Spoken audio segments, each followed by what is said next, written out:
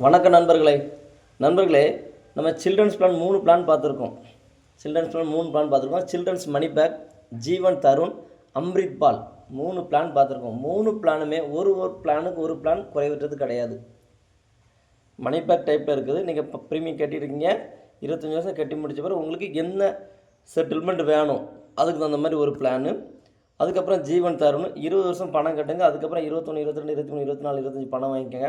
அப்புறம் பார்த்தீங்கன்னா அம்ரித் பால் 7 வருஷம் பணம் கட்டுங்க, 25 வருஷம் வச்சுட்டுங்க.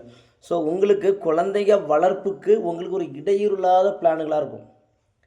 இப்போ 2 குழந்தைங்க இருக்குது, நம்ம 3ஆவதாக ஒரு குழந்தை பிறந்தாங்க. அந்த குழந்தை என்ன மருத்துவ செலவு, மெடிக்கல் செலவு, சாப்பாட்டு செலவு, எஜுகேஷன் செலவழிக்கிறோமோ அதே மாதிரி எல்ஐசியும் ஒரு குழந்தையாக நினச்சி நீங்கள் இந்த குழந்தைக்கு செலவழிக்கிறது எல்ஐசியும் ஒரு குழந்தை கட்டிக்கிட்டே இருந்தீங்கன்னா இந்த குழந்தைங்க படித்து முடித்து வெளிநாடு செட் ஆகினாலும் இந்த குழந்தைங்க பக்கத்துலேயே இருந்தவங்களும் பாதுகாத்துக்கும். ஸோ 3 விதமான சில்ட்ரன்ஸ் பிளான் பார்த்துருக்கோம். நண்பர்களே, இது போன்ற கருத்துள்ள நல்ல வீடியோக்களை தெரிந்து கொள்ள நமது யூடியூப் சேனலை சப்ஸ்கிரைப் செய்து கொள்ளுங்கள். நன்றி, வணக்கம்.